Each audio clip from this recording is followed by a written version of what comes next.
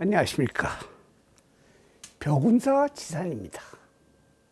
오늘은 인연이 다 새로운 사람을 만나게 되거나 아니면 오래전부터 알고 있던 지인들, 또 가족으로 만나 혈연 관계를 맺어온 부모, 형제, 자매나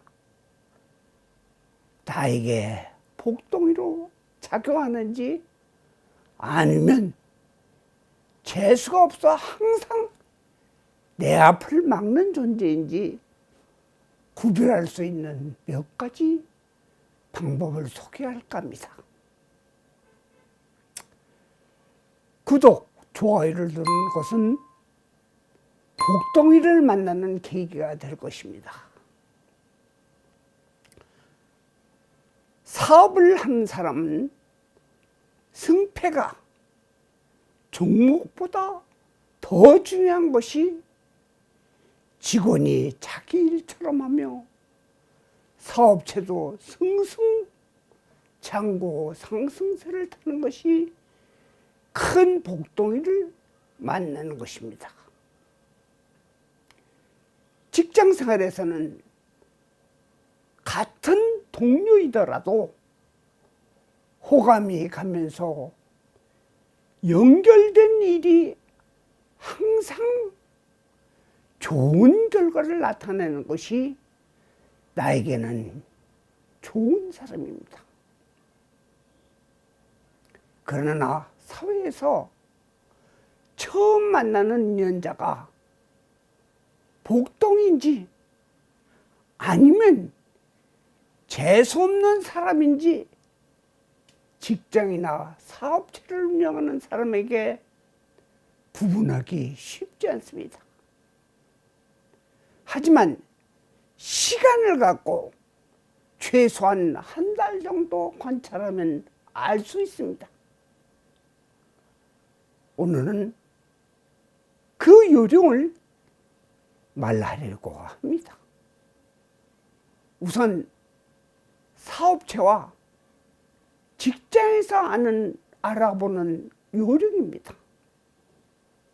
근무 수칙을 잘 지키고 긍정심을 갖고 있으며 매사를 남 탓을 안 하고 양보심이 많은 사람, 다 맞지는 않지만 무시할 수 없는 것이 언어 또는 자신과 띠별로 합이 들었을 때입니다.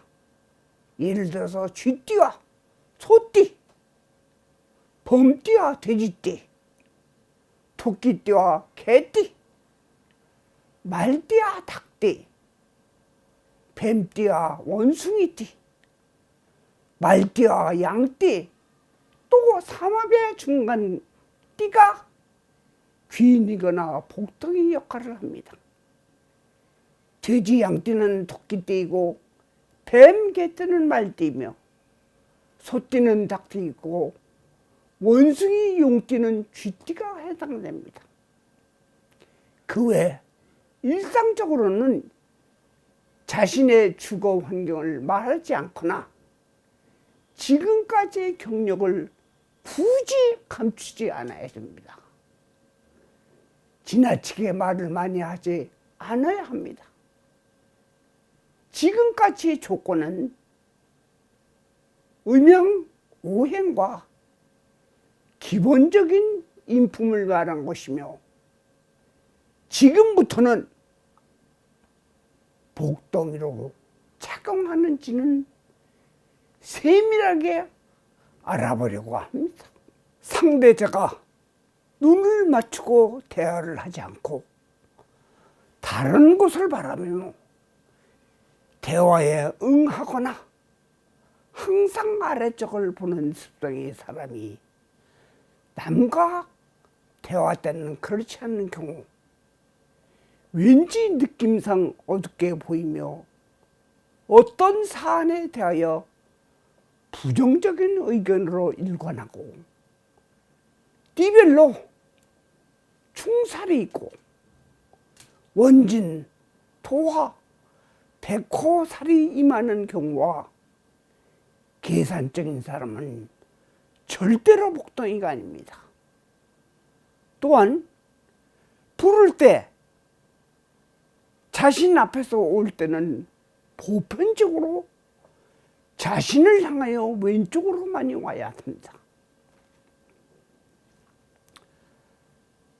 또한 관상학적으로는 얼굴에 빛이 없고 어둡고 이마에 잔주름이 많은 사람, 콧구멍이 보이는 것, 광대뼈가 너무 높거나 좌우가 잘 안 맞는 사람과 눈빛이 흐린 사람은 복을 남에게 주지 못합니다. 그러나 그것은 절대적인 것은 아닙니다. 자신이 마음을 닦고 복을 수용하고 남에게 줄 수 있는 처세로 살아온 사람은 해당이 안 됩니다. 앞에 분류는 음양오행이나 명리, 관상 등을 참고하지만 절대적으로 믿어야 할 법은 아닙니다. 대체로 많은 부분이 맞는 경우가 많습니다. 새로 인연을 맺은 사람은 한 달간만 지켜보면 알 수 있습니다. 다음은 가족이나 친척, 오래된 친구, 사업 파트너 등 오래된 인연자가 복동인지 재수 없는 관계인지 아는 방법입니다. 우리는 흔히들 가까운 사람들에겐 관대합니다. 작은 실수는 전부 이해하고 고칠 것을 약조 안 하고 오죽했으면 그러겠는가 하고 넘어갑니다. 형제 자매도 마찬가지입니다. 또한 오래된 사업 파트너가 있더라도 그냥 넘어갑니다. 불자들은 나의 업장이려니 하고 넘어갑니다.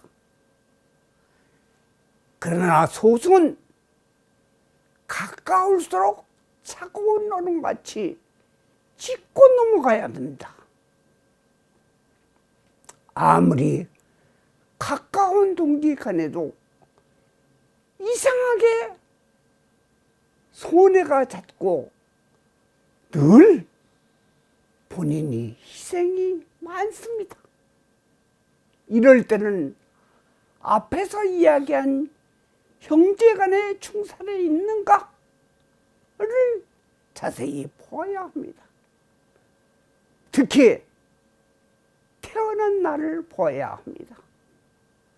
아무리 가까운 동기간에도 큰 피해를 볼 수 있습니다. 종업원이나 사업 파트너도 더 큰 피해를 막기 위해서는 작은 사안도 반복되면 정리해야 합니다. 그것이 재수 없는 사안을 막는 방법이기도 합니다. 부처님도 사람은 알 수가 없다고 합니다. 그래서 불교는 복동이와 재수 없는 사람을 가르지 않고 누구든지 복을 짓는 방법을 가르칩니다. 불교 신문 칼럼에서 잡보장경에 나와 있는 얘기입니다.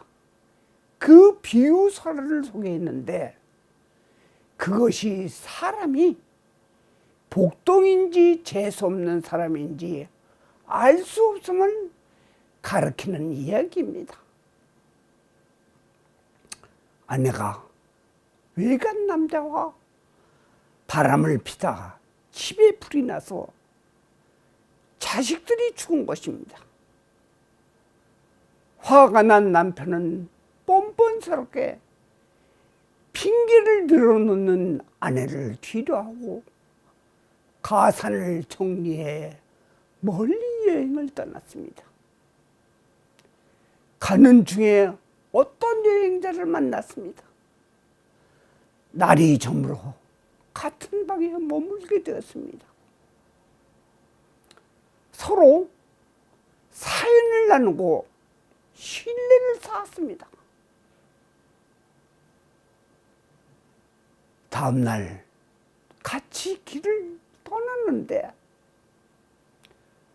동행자가 난처한 얼굴로 말하기를 어젯밤 잔 집에서 본의 아니게 지푸라기를 묻어왔소.